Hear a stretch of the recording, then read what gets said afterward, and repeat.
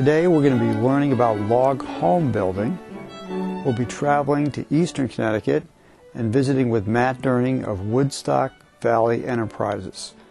Woodstock Valley is one of the leading log home builders in Connecticut, and Matt is a veteran log home builder. Matt's going to give us some pointers on things to look for when we evaluate the quality of construction in a log home. So please join me as we travel for a visit with Matt Durning. Matt, how long have you been building log homes? We've been doing about 7 years. Been in the construction business since like 1991, and first started out as a fence construction business, and slowly, after doing a lot of custom cedar work, we got into log homes.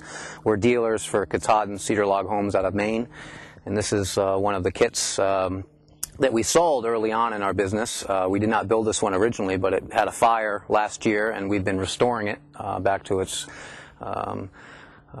self, and then the fire started on the second half. As you can see, there's discoloration on the logs from the first level to the second level, and we ripped off the complete second level and restored it all. And then on the first level, we still needed to rip out everything on the inside, all the kitchen cabinets, the vanities in the bathrooms, all the interior partitions, and then replace all that as well. And so we've been restoring it, and we're getting close to being finished. A lot of debris and construction going on inside, and some furniture and stuff, but that's kind of where we're at. So. Now, what kind of wood is this home made out of? This is a cedar log home. That's what we customize in. We do offer pine, but most people will go with the cedar because the price is about the same. We run a diversified mill up in Maine, making fence products, mulch products, and they have a craft line where they make all sorts of birdhouses and lawn furniture. So they're able to take the whole tree and make the price of the kits come down quite a bit to make them just about the same price as a pine kit. So everything on the exterior, all the exterior logs, all the railings for the porches and the balusters and posts, all the posts from the porch, all the trim is all cedar. The only thing that would be pine on the kit that's exterior is the trim going up the rakers and the big logs on the roof structure, which are the purlins, and those would be pine. Those are spruce as well. So pretty much everything exposed to the outside as a norm will be cedar on our kits. This isn't really your typical job then, I mean... No. Normally we start out at a foundation and build upwards. This one we came out and spent about a month disassembling the house so we could save portions of it. We took the kitchen out, as I said before, removed the granite countertops. We had to do a lot of disassembling and cleaning and then putting stuff back in storage. We also had to then take the structure down one purlin at a time, and then sections of the logs on the top, so they wouldn't damage the first floor and the porch and some of the other things we were trying to save. So it did make it quite difficult, and that definitely added to the difficulty to the project. But we started it construction last year in around October, and you know, we've had different projects in between as well, but we've been slowly and surely getting to that point. So.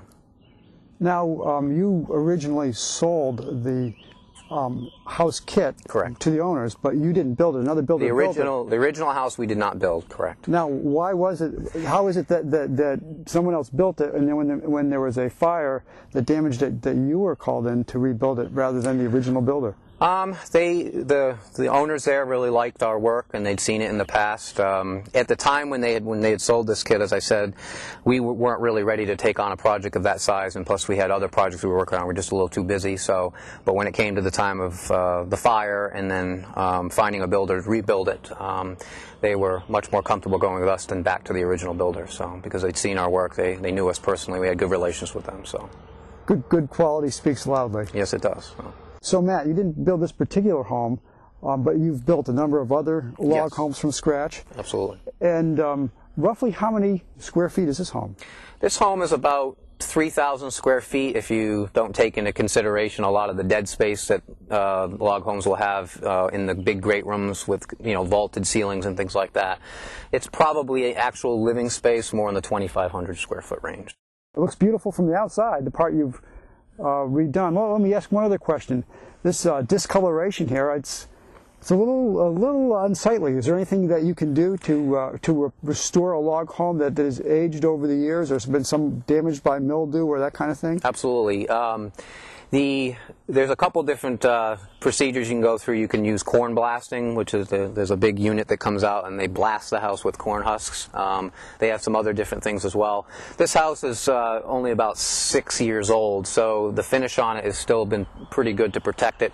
Between sanding it, power washing it, and bleaching the areas that have a buildup of mildew and whatnot, we should be able to restore that to match just about right to the top. So then when we refinish the whole house next month, it'll blend right in, so you really won't be able to tell the difference. So.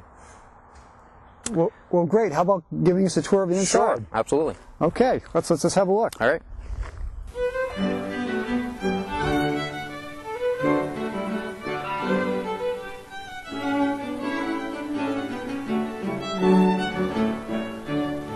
Wow, this is beautiful, Matt.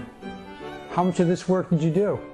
This room was completely ruined from the fire, except for some of the few floor joists that you see for the second level. Some of the darker wood there, we actually stained a little different because we just couldn't get all the soot out. But pretty much everything was, so it was really cooked in here. We had the big circle top on the top.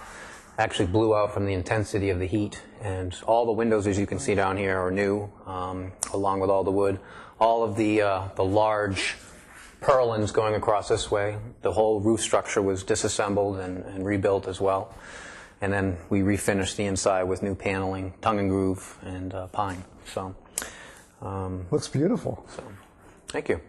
And there was, a lot of difficulty with the size of the room and some of the joinery going up. Some of that stuff takes some time to get really looking real nice. As you can see, some of the joints here, just making that fit in there nice and tight like that. And as you pan up and then attaching it, splicing them all in so they all fit.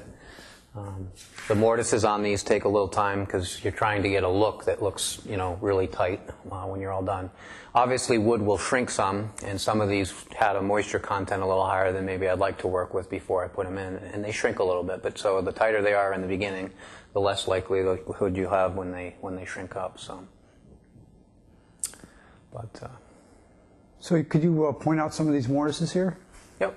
For us, and then show us what's the difference between a good job and a bad job? Well, a lot of times what people will do, especially on some of the top joints, is they'll just cut out a big square on the actual log going up to join the next one in. And so you see no detail on the sides going in. Same thing up here. Well, we're back over here in the corner. We have the joints on the wall of the logs coming down. And obviously the goal is to make these joints as tight as possible. And these are actually kind of difficult when you're doing, especially as they go through the house. There's actually 3 dormers like this throughout the house as you go through, and that's one of the features about this house that made it a little bit more difficult to build than some of the others, is anytime you put a dormer on a house like this, you have to splice into the purlins going this way, so you wouldn't have these going all the way through and connecting to these ones here. So on this house, there are 6 arms like this running up to connect to the purlins in order to make a cavity in there for the dormer to be able to be exposed and not have those purlins running through. So it takes quite a lot of time as you go through all that. And the joinery takes a lot of time as well to do that portion in order to make it look real nice.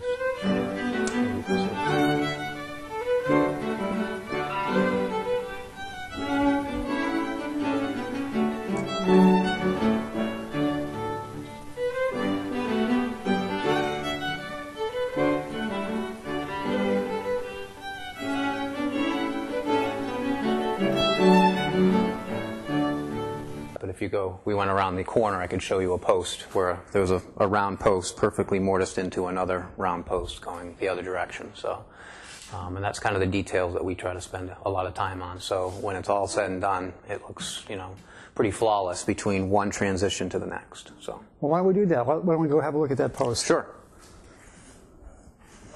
I don't know if you want to. Sure.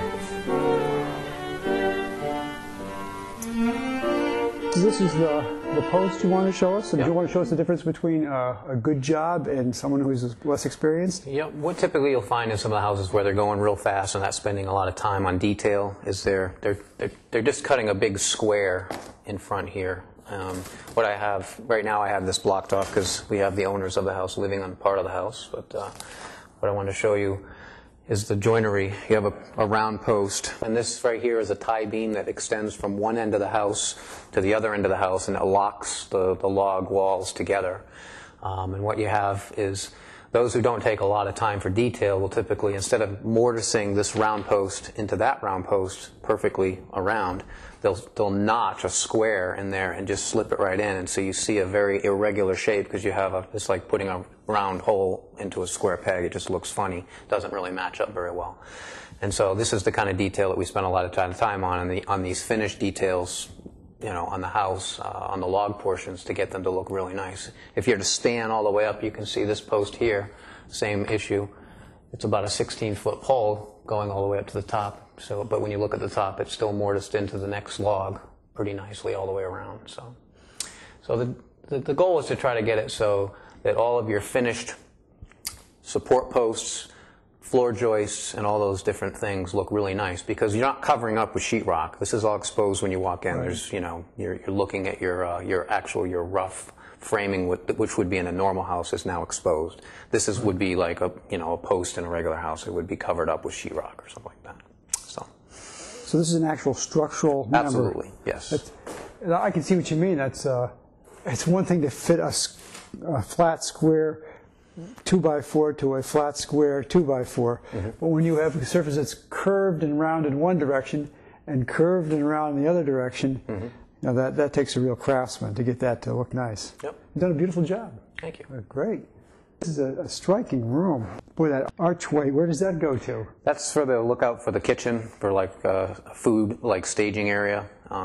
We've blocked off different portions of the house. As you can see, we're still under a little bit of construction here, trying to protect the floor with cardboard and things like that. But we'll be wrapped up in here in another couple weeks. We're just doing a little bit of finished work upstairs. And then we'll take all this down and clean it all up for the customer. So, how high is the ceiling in this place? From the second floor here, it's about 24 feet to the peak, in that ballpark, plus or minus a few inches probably. That's beautiful. But it's basically 3 stories high almost. So it's a beautiful room. So the largest I ever did was about 30 feet. So you've done 30-foot a single room that's 30 feet high, in a log home. Yeah, and that was from the second floor, because they did a little bit extra vaulting on the peak and some other stuff. But that was about as high as we've ever done. So, but this is pretty standard to have a ceiling about that high. So, what do you call the ceiling material? What's the ceiling made out of there? Well, you have the logs going across. Those are called purlins because they're running horizontally to the house, and that has a layered roof. So it's done in a process. It's not like I can just slap up a roof structure and put shingles on it. You actually have to build the roof layer in one at a time. Put the purlins in first, then the tongue and groove, then the insulation, then the strapping, and then the plywood. Then you're ready to shingle. A normal house, you frame it, and you put the rafters in and you plywood it, then you can shingle. So it's very quick to get a roof on. This is the complete opposite. In fact, this house was exposed to weather probably for about 4 months after we took it off. So we had a lot of water coming in. So log homes take a lot longer to get it weather tight in. So it's just a different animal, you might say, to when you're constructing it. So well, we've done a beautiful job. It looks great now. You were telling me earlier about your experience and know-how in constructing roof beams, and another log home builder with a little less experience than yours had a particularly difficult job to do. So he called on you for help. What was that about? One of the things that this house does not have, which most of the houses do, is are large trusses that will actually support, like this wall here. Instead of having a solid wall here, you'd actually have a truss that's built out of these large posts and a carrying arm that goes up, and it would be all see-through. You wouldn't have a wall there. And many of the houses have those. This house does not. I've gotten fairly good at building them, and have been used by other builders to come out and actually construct them for them on their job sites as well, because they're just very difficult for double angles and locking them all in. It's basically if you were to draw it out, it's basically a big truss built on a triangle like this, and then you have up support posts going this way, one here, and then diagonal supports going up like that. And so it's very difficult to join all those together. So, but those look nice, and most of the houses we build have them, except for this one here. It's just a little bit different design to eliminate that factor.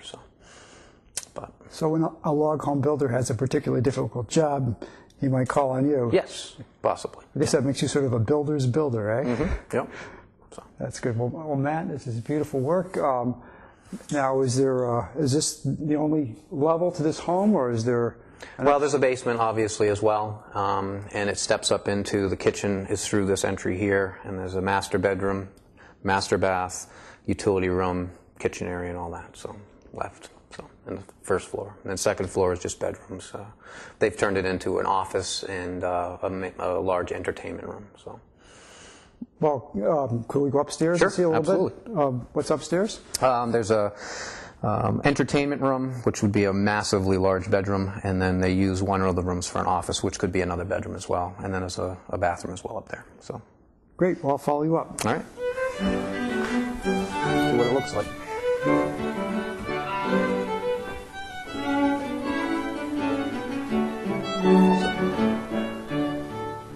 This is the upstairs hallway. In the back room there is the big entertainment room. This is a hallway with what you see coming through the hallway are collars, but inside them are actually ductwork from the AC and heat unit. They're actually more like a facade than anything else. One of the difficulties that you have with a log home that you don't necessarily have with a conventional home is hiding ductwork and things like that, because everything is vaulted. All your ceilings are exposed underneath your first floor. You don't have sheetrock covering the underneath. You're seeing all the exposed beams and things. So it's very difficult to run ductwork through these houses. And this is one house that had central air conditioning and heating as well. Many will just do baseboard or radiant heat or one of the other alternatives for heat. But this home actually has central air and central heat. So that's what those collars are designed to do, is hide some of that kind of stuff. If you pan all the way up to the top, you have one of the large purlins exposed. As you can see, we're trying to keep the look of showing all of the structural beams in the house, where a conventional home you would cover your rafters, 2x4s, 2x6 walls, anything up. Where here we're trying to expose it to show the beauty of the wood. So it becomes more difficult when you do that to hide ductwork and some of the plumbing fixtures and things like that. So sometimes there's a necessity to build collars, false walls, and things like that in the log homes to hide all that, so it looks nice. So what we're going to do next is we'll look into the bathroom here, show you the detail in there, and then the last two rooms upstairs. So this is one of the upstairs bathrooms, and what we have is another dormer facing out, and we have, instead of having these beams go, which they continue all the way down, but instead of having them continue all the way down with the eaves showing underneath, what we had is we built some under eave storage so that they could have some storage for their bathrooms, because there's no closet and linen closet in here as well. So, and like our main goal in any of these joints is to make sure all the joints fit nice and tight on each side, and they join nice in. Anything exposed is jointed really nicely. As you can see, we're still under some construction. Got another couple weeks, as I said before, to finish some things up. But about 2 more weeks we'll be done, and then we'll get everything cleaned up, and we'll be on our way. So this is the room that the fire started in. This is the entertainment room. There was a very large television over there. There was a stove here.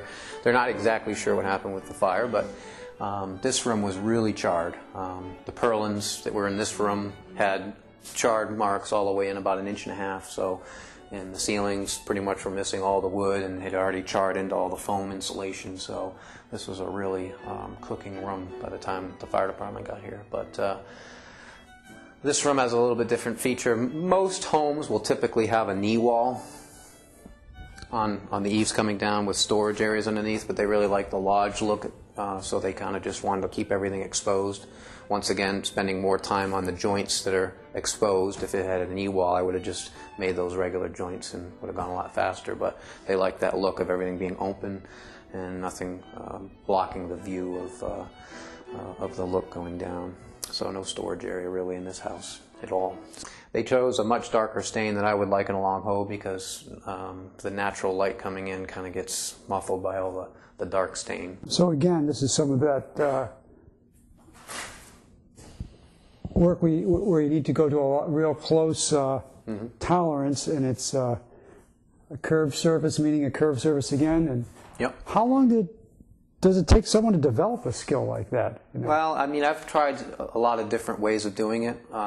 This house, the last house I started, one of the difficult things we had is trying to make this log here is actually bigger in diameter than this log here. When you have that problem, you have a difficulty of trying to mortise it completely in. If this log was a lot smaller, I would be able to mortise the whole round. So what we found that looks nice is just flaring it back a little bit and trying to, if you tried to mortise it in, you'd mortise all the way through before you catch an edge that would actually cover it. So it becomes a problem where certain beams are larger than others, and when that happens, it's almost impossible to get a nice clean cut look to join them together. There are other ways of doing it as well, but this is a clean cut way that works pretty much flawlessly every time. You don't have any mistakes in it because it works the same way every time. So we've kind of adapted that look now as pretty much our company standard for our joints. But I used to do it differently in order to get a different look, and sometimes it looks nice. But the problem is you want them all to look the same. You know, this one joint down there might be small enough that you could do a full mortise, but if another one's too big, then I can't. So then you'd have others looking different. So you want to make it so they all look the same. Every joint here looks exactly the same. This log here is small enough in diameter, I could have probably mortised that completely into the round. But many of the other ones are too big, especially ones over there. So it kind of takes an experienced eye to figure out what will look good and have things look similar. And when you're dealing with, you know, to us, the logs may look almost the same diameter, but when you're actually working with it, you're going to run into problems if you really don't have the experience and the know-how to. Well, some of these purlins are really long. The ridge purlin on this house, I think, was about 45 feet long. So you can imagine at one end it's about this big, but at the other end it gets to be about that big. So, you know, they're all, like I said, they're log stock. They're not all milled down to one size. Even you can see the difference if you eye up a log as it goes all the way back. It gets bigger and bigger and bigger as it reaches to the outside. So depending on how long the purlin is, that determines really how thick it's going to be at one end versus the other. Because these purlins here are shorter, therefore they're going to be, you know, larger in diameter where they meet the joint they need to have. On some of these large purlins that go all the way in, by the time you get to the end, they're much smaller. They'd be very easy to mortise into a much larger beam.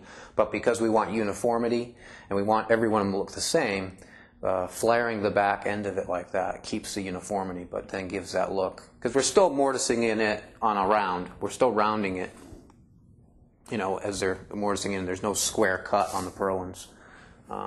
So it still looks nice and flawless in that regard. So you have a nice dormer here. Yep. How many dormers in this house? This one had 3, which is sizable amount to have, and the fact that they're actually for actual you know, living space. Many of log homes actually have dormers, but they're more facades on the outside. Right. You see them on the outside, but you don't see anything on the inside. Right. So to do them on the inside, like I said, requires you to splice all the purlins going this way, coming up with a header going that direction. And like I said, it just takes time in that.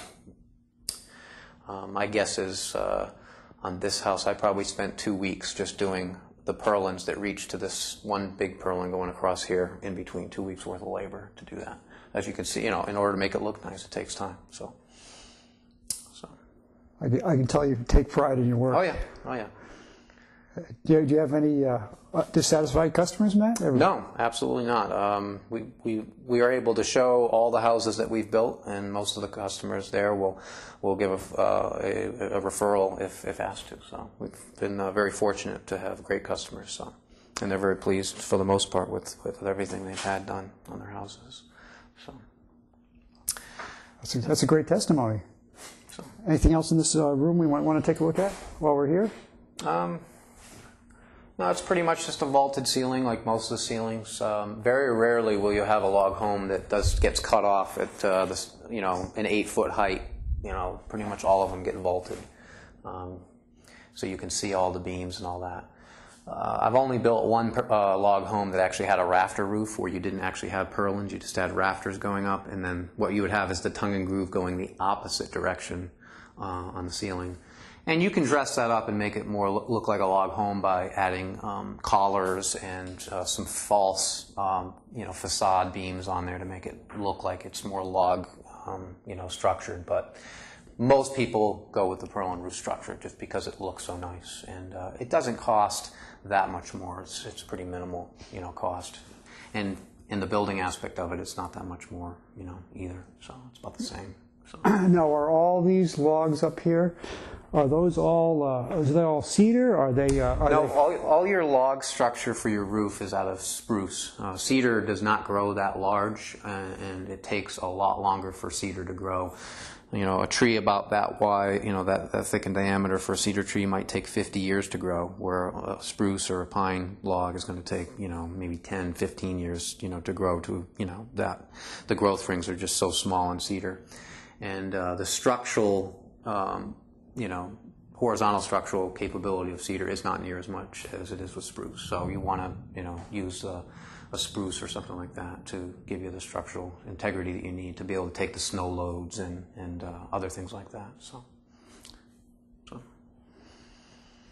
How about this flooring, Matt? Is this something that you did also? Yep, all the flooring in this house is actually exotic wood. This is a Brazilian cherry, and the stuff we had downstairs, which you probably couldn't have seen with all the cardboard we had down protecting it, was a Brazilian walnut. Very hard and very dense. They have dogs in their house, so they wanted to go with a very dense wood so that the scratching and the wear and tear would be minimal. But pretty much we'll take a house from start to finish. We don't do the electrical and plumbing because we're not licensed in that regard, but we'll take the house from start to finish, whether it be kitchen, baths, tiling, anything pretty much we'll do when it comes to the building aspect of the house. So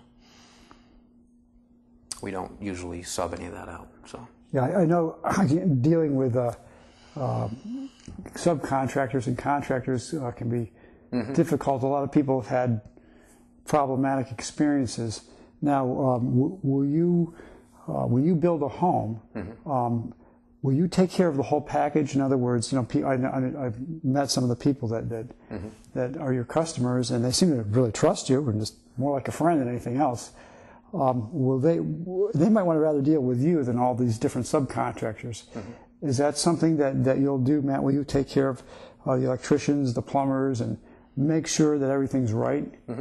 One of the things we've kind of shied away from is becoming the general contractor of a project. If you buy a kit from us and we're building it, we will manage the project as part of that whole package. We won't general contract it for you, but we have electrical contractors, plumbing contractors that we work with on a regular basis that we will recommend to you to use. If you have someone else, a brother-in-law, brother, whatever, you can use whoever you want, but we're going to manage the project from start to finish, make sure they do their job right, make sure they put their stuff where they're supposed to go, they're not cutting corners and things like that. So, and like I said, because we do so much of the project from start to finish, you really only have a couple other contractors involved, like you might have a mason, electrical, plumbing, and then you would probably have someone doing your concrete work beforehand and your plumbing, or your well work and stuff. But those really 5 or 6, where you might have on another house, you could have a roofing company coming in doing your roof. You could have the tiling guy coming in. You could have the flooring guy coming in. You could have the guy who's doing windows and trim, the guy who's, and it just goes on, and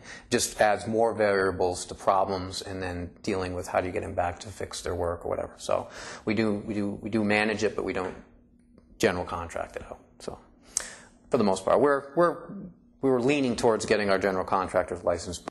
You would take care of, you'd oversee the work of the other contractors, and you understand the construction business, what needs to be done, what's the difference between a good job and a sloppy job, so the plumber doesn't come in here, do a sloppy job and then leave, but before he gets paid, you would be the one to inspect the work and make sure that before the other contractors get paid, the work is done right. So the homeowner wouldn't have to be burdened with learning all about the plumbing, the electricity, the things like that. You could help you help them out in that area, make life simpler. Mm-hmm.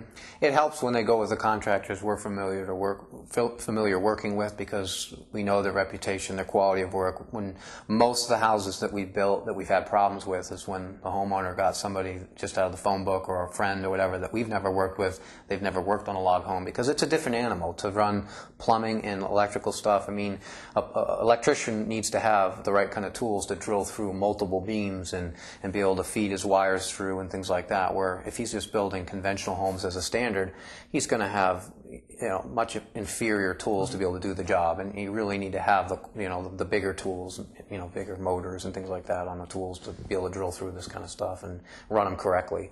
Because typically what that does in part is it'll cause them to cut corners and do things not exactly the way they should. So that's primarily the reason why we like to work with people we have been dealing with on a regular basis. But like I said, I'll work with anyone, whatever they use, their friends or whatever, that's fine. But, some houses we just shell them. We don't actually do all the finished work. A lot of homeowners actually in the log industry have actually been more inclined to do some of the work themselves to try to, it's just part of, it's their dream home. Sure. They want to be a part of the whole experience. So. Great. Well, Matt, thanks very much for taking this time out of your day to show us what you do. Appreciate it. If I need a log home, I'll know who to come to. All right. All right.